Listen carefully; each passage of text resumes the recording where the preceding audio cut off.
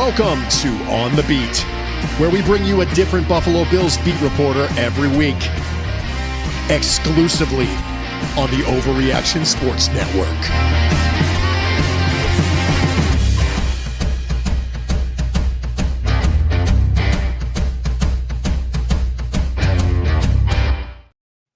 Welcome everybody after a short hiatus, honoring our veterans here in this wonderful country we live in. We are back with another episode of On the Beat here on Tuesday night on the Overreaction Buffalo Sports Network, 8 Eastern, 7 Central. I am the Big O, Jerry Ostrowski. He is John Fina, and joining us from the NFL channel on SiriusXM, Niagara Falls native Zig Fracassi joins us. We are fired up for this one. We're returning the favor, Zig. Or actually, you're returning the favor. So John and I have both been on your show on the XM channel, SiriusXM. And now we get to have you on with us, man. How you doing? Jerry O, it's a treat being with you. Of course, John, remember having him on after the draft talking about the young man from Arizona who was taken in the first round. First time since Mr. Fina went over first by the Bills in 1992. So I guess I am returning the favor, but it's great to be with both of you guys. It's going to be really good. Now, if you remember, now Zig's been with you've been with the NFL channel for how many years now? 20-some years? Actually, since year one, which would be 2004. I'm kind of like all in the family. I was a mid-season replacement, but came on board. Hey, Jerry was one of those too. Yes, I was. That's a good precedent. Yeah, and obviously it's gone very well since, and I still think we have the best coverage of the National Football League. Bill Polian, of course, esteemed former Bills general manager, among others, host of great guests and lineup throughout the day, MVPs, great analysts. So 20 years going. Very honored and privileged to be part of that. And as always, if you're watching on Facebook Live or over on X, jump over to YouTube, get in the comments like Tracy, Richard Rush, Bella, Mimi Fina with an appearance tonight. The indomitable Mimi Fina. She must not have anything to do. Did you tell her that she has to go out and get a job yet, John? I mean, she graduated. Now it's time to go work, right? Yeah, she's got an exam to pass, so she's fervently studying for that, and she's residing here with the family. And once she passes that exam, she'll be available for clinical mental health counseling positions all across these great 50 states. That's awesome. So Mimi joins us. Richard Rush, as always. Maggie, thanks for joining us tonight. Again, just hit that like button, hit the subscribe button over on YouTube. Definitely hit that subscribe button. It helps us out. We're excited. We got a lot of cool stuff going on here on Overreaction Buffalo. We'll let you in on as the offseason goes along. We talk again. Zig, a Niagara Falls native. If you remember, you were also at the inception, I believe, of the Empire Sports Network. Were you not, Zig? That was a little after I got there, Jerry O. I got there around 2001 after working 16 years in Las Vegas, and was grateful enough to have been hired at the radio station, which was the sister station, WNSA 107.7. But I also appeared every once in a while on the Empire Sports Network. So I got to know you guys back there, and, great lineup, Howard Simon, Jim Brinson, Bob Trimble, a great sports cast there. And then, unfortunately, after a couple of years, things went awry, but still, it was a great experience getting the chance to cover you guys. And of course, the Sabres, the Bandits, and the Bisons, all the different teams in Western New York. Hey, important Niagara Falls question for you. Do you know Gary Lisinski or Blue Lou Masari? Those are some of my boys from back in the day. Actually, the second name sounds kind of familiar, but I've been out of the Falls for so many years, although I think they So you escaped. Good on you. You got out. Yeah, exactly. Although the Como, I think, is going to be reopening, the great Italian restaurant on Pine Avenue, so hopefully that resurfaces. Blue Lou, wasn't he a member of the Blues Brothers band? He could have been, man. I believe he was. Hey, Zig, we brought you on. Obviously, this is On the Beat, and we do this on Tuesdays. We're so happy you're with us. And just real quick, we're going to obviously talk about the Bills, and you have a much different perspective than some of us. You have a national view. You're around a lot of people that cover the entire National Football League. You cover the entire National Football League with the likes of Vic Carucci and others. And just real quick, what is that national view right now of this Bills team rolling through the offseason as we head to the 2024 season? Jerry O, I think it's one of maybe a transition, if you will, but it's not a fall off the face total rebuild. I think it's more of a remodel on the fly, which is what I think a lot of teams are trying to do here. I don't think the Bills are, in the public perception, at least number one. It's still Kansas City, and rightly so, because they are the two-time defending champions. And then probably Cincinnati, even though they were 9-8 last year, but the return of Joe Burrow enhances their value quite a bit. I think Baltimore, in some perceptions, is probably a little higher because the Ravens did get to the AFC Championship game after a lot of years last year. So I would say probably the Bills, at least in terms of the, you want to call them power rankings here, maybe fourth or fifth, at least in terms of perception from my callers and from some analysts I've listened to and talked to. They're probably fourth or fifth as we sit here at the end of May. And, you talk about that and you talk about a soft rebuild, and that's kind of what I want to lead into this next question. Do you still believe the Bills are the favorite to win the AFC East? I know the Dolphins get a lot of pub. Obviously, if Aaron Rodgers can stay healthy, that's the team that I actually fear the most in the AFC East. Yep. Not the Dolphins, it's the Jets, because I think that with Aaron Rodgers, they're a complete football team. But do you still feel the Bills are that favorite in the AFC East? I would say so, because Miami, you lose Wilkins, you lose a bunch of free agents there. Is the Tua situation, are they going to get a contract done for him? That remains to be seen. You mentioned, Jerry, and I heard you do that on Overreaction Buffalo, your concern about the Jets. And obviously Aaron Rodgers, that's going to hold all the cards there. But you're also basing this, if you will, on a lot of ifs. Tyron Smith, does he stay healthy? Mike Williams, does he stay healthy? Does that defense continue to perform at a high level? And this is where I still like the Bills. Yes, they've turned over a lot in terms of Diggs, in terms of the defense and some of the players that they've lost. But you still have your core guys there. You still have your very good left tackle in Deion Dawkins. You still have the quarterback. You still have a very solid line. I think James Cook is a very good running back. Defensively, they appear to be pretty solid. So I would say that, and yeah, they took that big hit to let Diggs go, but I heard Brandon Beane talk about that. Get it out of the way now. We're still going to be competitive. We're still going to be very good. So I would still say the Bills are probably at the worst, a co-favorite in the AFC East. So, Zig, everybody chips away at the wide receiver situation in Buffalo, letting Diggs go and Gabe Davis, and then kind of rebuilding with some free agents and in the draft somewhat. But, there's some contention about other position groups in Buffalo. Can which one or two pop up to you as, hey guys, this is a little bit of either a concern or a red flag for the Bills to go deep into the playoffs?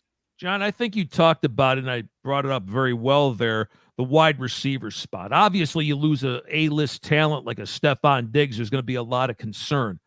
But I think this could be a benefit because now with Josh Allen, and obviously you still have time to reconfigure the offense and where this is going to go, you're going to incorporate the rookie Coleman. You've brought in a veteran like a Curtis Samuel, Chase Claypool. Maybe, he finally regains the form from his first year in Pittsburgh. MVS, who did have a lot of drops last year with Kansas City, but it seemed as though whether it was the AFC Championship game or the Super Bowl, the guy was making plays. Where I'm going with this is maybe it forces Josh Allen to, maybe not play hero ball all the time. You have more targets to incorporate. So maybe from that standpoint, you've got a different and deeper pool of receivers to work with. I don't know if the Bills are going to incorporate having the great tight end Kincaid and utilize him more with Dawson Knox, a la what the Patriots did back in the day with Aaron Hernandez and Rob Gronkowski. Maybe that's an option too. So I'm with you there with the receivers. You also look to Gregory Rousseau, former first-round pick. They did pick up the fifth-year option, so they obviously think there that he's going to be a guy that's finally going to produce on a consistent basis. If he doesn't, that's where I raise a few red flags. Then you've basically revamped your safety spot there. No longer it's Hyde and Poyer, but you add in a Taylor Rapp, Mike Edwards. You know, they may not be the sexiest And the additions. rookie out of Utah. Yeah, Cole Bishop, who I love. I'm a little biased to Utah guys because I think Kyle Whittingham is the most underrated collegiate coach in college football, and they always produce top-level talent. You just don't hear a whole lot about them. But those guys that I just mentioned, they got the jewelry. They got the Super Bowl. And I think anytime you add that winning cachet to your locker room, that's where it's going to help. So I need those guys, and I need the receivers, John, to step up in 2024. I so agree with you on the Kyle Willingham comment. He's great, isn't he? Oh, he's awesome. I mean, the kids and we got Kincaid. Obviously, He started at the University of San Diego before he transferred to Utah, but another kid, just no-nonsense football players, and they play tough. They're tough kids, and, you know, everybody wants to gloss the SEC, but if you go out of the SEC and you look at programs out there that put pros into the league, Utah is one of those programs. And I think Big 12 now, right? I mean, yeah, you get the high I am stickers, right? Wow. R.I.P. to the Pac-12, baby. It was a mercy killing, Zig. I just want to go ahead and kind of piggyback a little bit on your wide receiver comment, because there seems to be this new trend across the league. And I don't know if you've talked about it on your show or not. And Zig Fracassi joins us from the NFL channel, SiriusXM. But, you know, before it was always, we need a wide receiver 1, we need a wide receiver 2. And then you're looking at Miami, who has 3 or 4 guys that can all be similar, and Kansas City that seem to be wide receiver by committee. And now you look at Houston and Tank Dell, and they add Diggs, and they have guys across the board. Is the wide receiver position, instead of worrying about having that one dominant guy, is it becoming like the running back room, to where we want to have 3 to 4 guys across the board, because defenses have gotten kind of caught up a little bit in taking away that one dude, but you better have other guys that can complement that guy to be successful in the passing game in the league? I think that's fair to say. I think what another factor you got to look at all those two guys is when you start getting the top guy, the diva, if you will, that can become, and you guys speak this better than I can because you're both players in the league. If you get that diva, it kind of creates a negative connotation. And it's like, you know, we none of us were there every day, but you had to think maybe Stephon Diggs and some of what his going on with the Bills in the locker room and how it affect the game plan. It trickles down, guys. So I think if you've got a situation where the Bills have maybe 3 or 4 different options, you're not worried about said diva. I got to get 8 to 10 catches a game. I could spread this around very well. So maybe this is one of those trends that's going to be developing as time goes on. You know, I would contend, dovetailing on that, Zig, that the most important person to be in the film room and doing studying is Joe Brady, right? Yeah. If you're gonna do whatever, however you want to name it, wide receiver by committee, you've got to expand your philosophy, right? So what's your take on that and Joe Brady's need for development, maturity, philosophy growth? Well, I think he's going to grow along, John, like the rest of them. I mean, you got to look at the fact that you've had so much turnover in the roster, and this is what first year and a half now. This will be his first full year calling the plays. So I'm sure going through the OTAs like they are right now, it's like, all right, what does Curtis Samuel do well? What does Keon Coleman do well? What does, Shakir? What do all these guys do well here that, okay, I got to make a mental note of this. I got to incorporate all this. And, I got to think about my quarterback here, which today I think he spoke and said that this is still Josh Allen's offense. So where you go with that too is, do you want him still running a ball a whole lot? Do you want to diversify a little bit more? So I think, guys, that this is going to be one of those processes where he's going to continue to learn. Everybody's going to continue to learn. And quite frankly, I would say this is rather fascinating that this concept can even go like this, because now you're not worried about having to cater to the one big dog, so to speak. Now you've got more weapons that you can use to consolidate. Zig, John brought up Joe Brady, and I think it's a good point. Joe Brady had a press conference today, and they talked about his offensive philosophy and what he's about. and he corrected the room real quick, and he was like, "Look, this isn't Joe Brady's offense. This is Josh Allen's offense. Absolutely. We're going to run what he's comfortable doing." So all the stuff that we did before I took over is not necessarily bad. There's a lot of good stuff there. Now, obviously, he'll have his twist on some things, but when you hear those words and you see the onus put upon Josh Allen, which it rightfully should be, because he is the alpha on this team, and this team will go as he goes. How do you, when you see this, you talk about Josh at this point in his career, what do you think he needs to do to take his game or take this team to the next level, which is being in a Super Bowl and eventually winning this thing?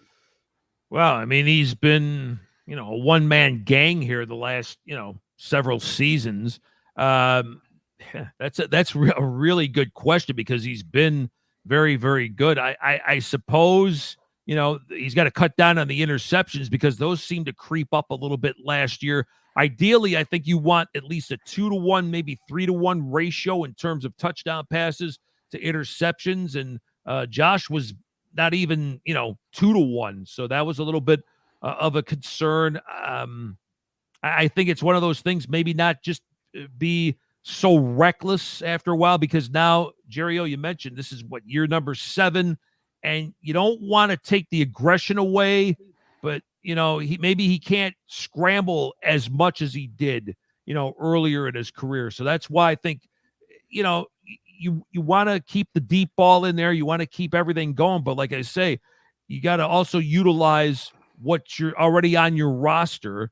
And if there's things that, Josh would even suggest, like I mentioned earlier, with the 2 tight ends being out there, I would like to see a little more of that. So be a little more diversified, even if you have to use a shorter pass game, keep the wear and tear off you and give your offensive line a little bit of a break too. So there's not a whole lot I would say, but maybe just not take as many hits, defer a little more. Not every play needs to be 85 yards either. So sometimes, I hate to say death by 1,000 paper cuts, but sometimes that works too. So almost, and obviously protecting the football is a big deal, right? But it's almost as if, and kind of reading between the lines, the other 52 need to elevate their game absolutely to the level of the one. Oh, absolutely. Yeah. I mean, Josh is the alpha, as you talked about here. But, and again, this is where I think that this is going to be a very interesting offseason with all these new guys meshing in addition, to some of the guys that you still have on this roster. It's going to take time. So that's why these OTAs and all that, to me, are very important. Although I saw something today where I guess they're considering actually cutting back on this and ramping up things more. You saw that, Jerry? Oh, I couldn't believe what I read, right? I mean, John, we've already gotten rid of helmets for 90% of this because that's too stressful. Right? I guess we got to cut the number of OTAs down too. Yeah. Ridiculous. I just wish that the CBA would trade a little bit for guys like us, right? So the guys that make the money, that are employed by the league, have all the leverage, and they're always trying to improve their quality of life. They never look at what it's going to be like after they're retired. But I do think, and I believe that reducing the opportunities for them to get together, it just doesn't bode well for the type of play we see during the season. No, I agree. And especially in an instance like this with the Bills, with so many new faces, or even a coaching staff that's just taking over. You're trying to implement, like in Chicago, what they're trying to do there, obviously, with Caleb Williams and Odunze and the Bears. I mean, last week we were talking about this on the show, that Caleb's a bust after 1 or 2 OTAs, for goodness sake. So I'm kidding on that, but the point is, that extra time needs to be considered, because you got to do stuff. But John will tell you, I mean, this is prime negotiations from the NFL, because ultimately, what do they want? They want an 18th game, right? Oh, absolutely. So if we dangle the carrot, so to speak, and we take away a couple things, you'll be, it's like shiny thing. We'll pay attention to that, and we won't pay attention to the fact they just slipped 3 more games into the schedule, right? Yeah. I mean, I sit back and laugh because to me, it's like Lucy pulling the ball from Charlie Brown. I mean, it's the same thing over and over again, but I digress. It's silly. But anyway, Zig Fracassi joins us, NFL channel, SiriusXM, kind enough to join us today here on The Beat. John Fina with us. Again, if you're watching on Facebook Live, you're watching on X, hop over to YouTube if you get a chance, get in the comments, join the show, put something good up there. We'll add it to the show. But, June 1, the Bills will pick up an extra $10 million, Zig, on cap relief. That Trey White release will come into consideration. They'll pick up $10 million. There's a lot of people out there that believe then that's when the Bills are going to jump. They're going to go find this receiver when they get $10 million. What are your feelings on what the Bills might do with this extra cap relief and this roster? Casino. Go to the casino, right, Zig? Come on. Oh gosh, yeah. You could go there. I mean, my gosh, and well, at least there though, you have a chance of not getting anything. So at least with that is a really good question. But here's the thing now. The way I would answer that too, guys, is I'd have to see what these other teams are cutting on June 1st. We may not know that, Team X lets go a wide receiver that, oh, geez, maybe the Bills would be interested in. I mean, if you wanted to look at receivers, for example, as far as I know, Michael Thomas is still out there, formerly of the Saints. I don't know if that's a fit. Maybe Renfro, if the Bills wanted to add another slot receiver, that could be a possibility. If I'm looking at corners, I doubt, a Stephon Gilmore redo would help. I'll tell you where there's a ton of safeties. I mean, you look at Simmons, Jamal Adams, Quandre Diggs. I don't know if the Bills are going to want to swing for the fences there, although Simmons, I think, would be a monster add, a real good leader there. So there's some intriguing possibilities. But again, I'm sure Brandon Beane and them are figuring out, we already know these guys are still out there because they haven't been signed yet. But come June 1st, there's that, quote, surprise cut that maybe none of us knew that the Bills could be after. I think you're absolutely right. It's nice to sit around and think about who's available now or what's going to happen. But you got to be poised and looking at every roster and looking at that wire, because you're right. I mean, there's a number of position groups where for that $10 million amount, you might find the right guy, even if you're signing him as, potential backup, a third safety or a fourth corner. Depth, I contend that's really what killed us on defense this year, is the injuries down the stretch of the war of attrition just killed us. We couldn't play the game that we wanted to play because the personnel was not available. Yeah, I agree. Go ahead, Jerry. And the other thing, and then kind of what I was alluding to, is I think there's I want to say, I don't want to say large contingent, but there's a pretty good sized group of people that believe this $10 million is going to free the Bills up to go out and make a trade for a guy like T. Higgins. And I don't think they understand that, I'm not saying that it can't happen, but you're mortgaging a big part of your future. I believe you do that. And $10 million bucks in the world of cap relief might seem like a ton of money, but to go out and get a T. Higgins or somebody like that, it's really not that much. No, yeah. I don't see it either. I think they've got an assembly of guys in that room right now that are, I think the onus is on the team really saying we are a unit, right? There's no divas here.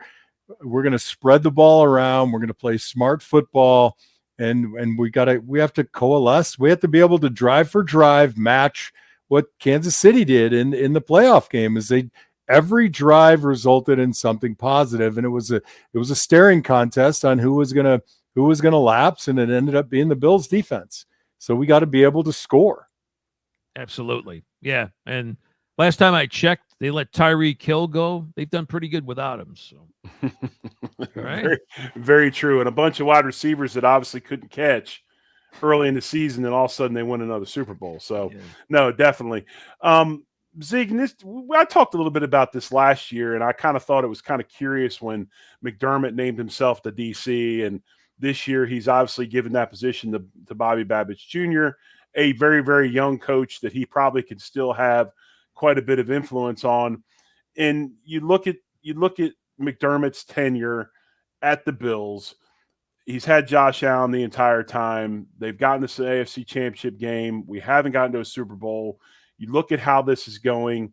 Is this for McDermott, is he finally in that position this year where it's Super Bowl or fired? Because there's a lot of people starting to talk about it. There's rumblings that he has to have that type of season to keep his job. What's the narrative been across the nation, and maybe some guys that you've talked to or you might have heard as far as McDermott? And does he get fired if this team doesn't reach that level of success? Haven't really heard, Jerry O, to be quite honest, about that. I personally think you hate to use the term get a pass, but I think because of this turnover now, I think he would have to get at least another year in terms of, all right, well, where is this going to go actually? Does Von Miller make that impact that he didn't make last year?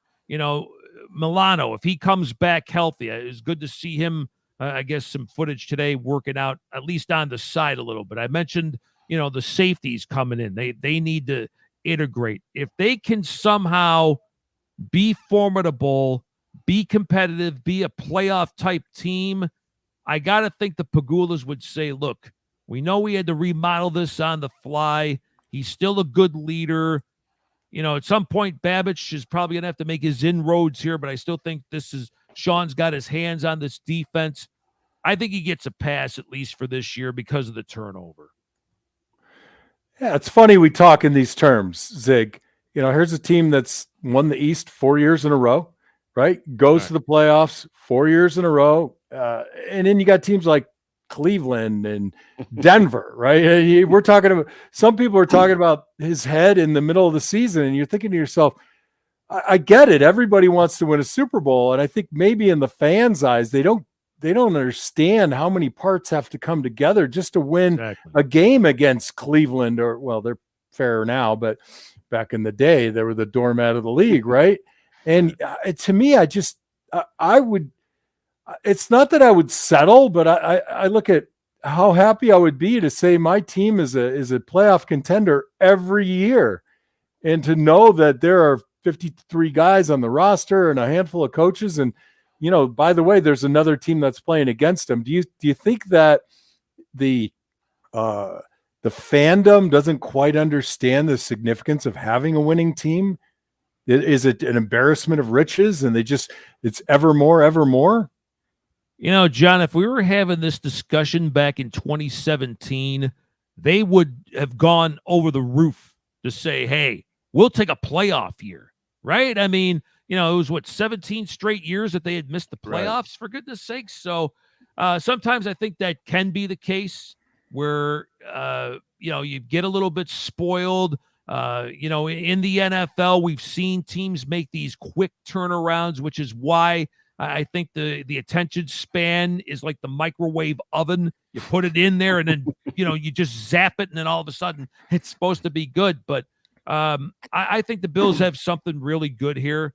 They've had it for the last few years. They've been a contender, but it's one of those things. It's like, why have they not gotten over the top? Well, a lot of that is because of number 15 and 87 in Kansas City. Okay. Yep. There's that. And then number 9 in Cincinnati has a lot to do with that. So that's where they got to, learn that playoff, that cachet, that to be able to compete with the Cincinnatis and the Kansas Cities. So this has been a heck of a run that they've been on. I still think, from what I can gather, people I talk to, McDermott has the locker room.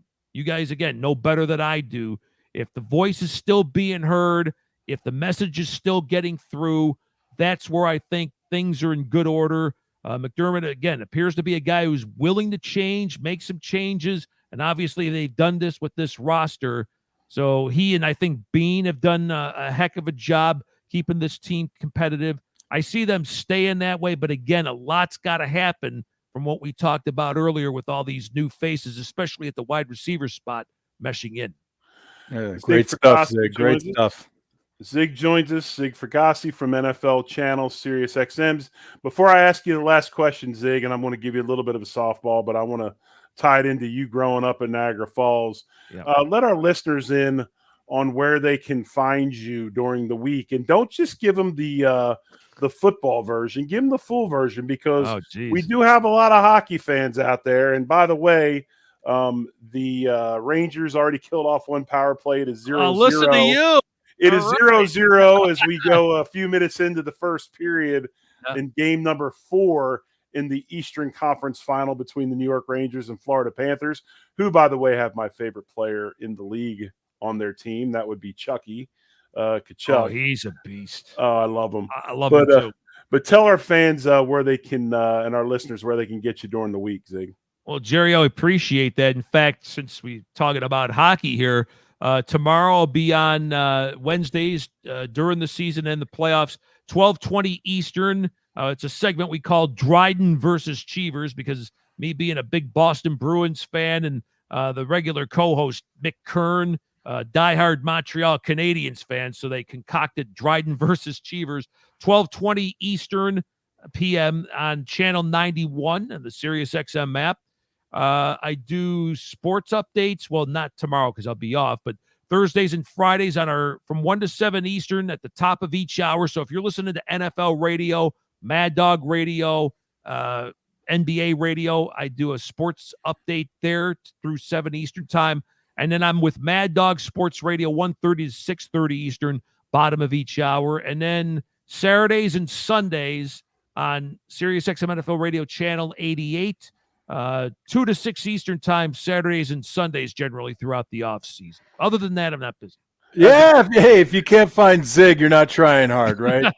He's everywhere, hockey and football complimentary talk. So love it, Zig. It's awesome. We're only allowed to go 30 minutes, so I'm sure Fina would probably cut out, but I could do another 30-minute show on the NHL as a Broad Street Bully fan growing up outside of Philadelphia. But, hey, I'm going to tell you this, Zig, as a guy that is a Boston Bruins fan, I actually had the pleasure of hanging out with Jerry Cheevers one evening at a banquet in London, Ontario, with the Canadian Flash, Timmy Tyndale. Cheevers was an awesome dude. I knew when he went and he said, "I'm going to the bar. Do you want something to drink?" And I said, "Yeah." And I went to tell him what I wanted, and he was like, "I got you." Like, he didn't even tell me. He just got it for me. So anyway, it was an awesome evening. But last question, and I'll let you go. Sure. Being in the Niagara Falls, the new stadium in Buffalo, the way things are going down, Pegula sells a portion of the team. Some feel that that's to pay for overtures of the stadium. No roof, a roof, PSLs, all the deal. How do you see this thing going? Are you happy about it? Are you excited for the fan base? You know, I think that a new stadium obviously is needed, but just kind of your views on this whole project of a new stadium in Buffalo. Jerry, I was old enough. I went to the first regular season game, 1973 against the New York Jets. Final score of 9-7. 3 John Leipold field goals and a Al Woodall to Jerome Barkham touchdown. I was pissed off, excuse my French, because Joe Namath was hurt, so he didn't play. I was disappointed not to see the great Joe Namath, but been to several of the games. When I came back in 2001, I saw you guys play it out there.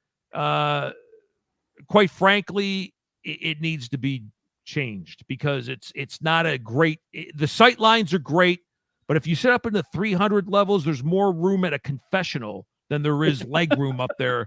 My gosh, the hallways are too cramped. They need this new facility. There's no question about it. The thing that concerns me too, the PSLs. In other words, the 1990s finally hit Western New York in 2024. I don't know if the people, quite frankly, are going to be able to afford those personal seat licenses, which in layman's terms, you have to pay for the privilege to buy the seat, and then you have to pay for the game ticket. So, but all of that, guys, it's needed. You mentioned, Jerry, about the potentials or the sale of a quarter of the team. Let's not forget, Pegula, he's got to put a new roof on Key Bank Center, obviously where the Sabres play. They need to do a ton of renovations for that. So that's probably where some of that money is going to wind up going. So it's needed because people want to watch games in comfort, and yeah, I think most of the stadium's going to be covered. So that'll be a good thing. But when you go to a game, it's got to be different from sitting at home. So is it going to be the sight lines? Is it going to be, the bells and whistles, enhanced food and beverage options, better views, the club scene, whatever the case may be? It's something that's overdue, and I hope they get a real nice play palace there in Orchard Park because they deserve it. Zig, man, it's been awesome. Real quick before I let you go, why don't you let our listeners in on the good news we've heard about On the Beat alum Vic Carucci and what he was nominated for today? Oh, yeah. I saw that, in fact, guys, before we went on. Vic, of course, outstanding colleague of mine on NFL radio, many years at the Buffalo News, many years with NFL.com. He and I believe 4 other reporters are up for the Bill Nunn Award, which goes to excellence in journalism at the Pro Football Hall of Fame. Of course, Bill Nunn, for people who may not know who he was, if you think of the Pittsburgh Steelers of the 70s and them hitting grand slams on all those draft picks and all the great drafts that they had, especially from the smaller schools, that was because of Bill Nunn. He was a columnist or reporter for the Pittsburgh Courier, I think it was called. It was a black newspaper, and they were unearthing all these great prospects. So the Steelers management basically said, all right, maybe we need to bring this guy on board. Sure enough, they did. Then you saw Mean Joe Green, L.C. Greenwood, all these great players that comprise the dynasty coming from these small African-American schools, the HBCUs that they are. Long story short there, Bill Nunn, they named this award after him because he was such an outstanding journalist. Vic is up for that award. Excellent. Zig, man, we appreciate you. We'll have you back on as we head towards the season if you'll come on with us. Absolutely. We always enjoy talking to you. Enjoy the time. If we can return the favor, please let us do so.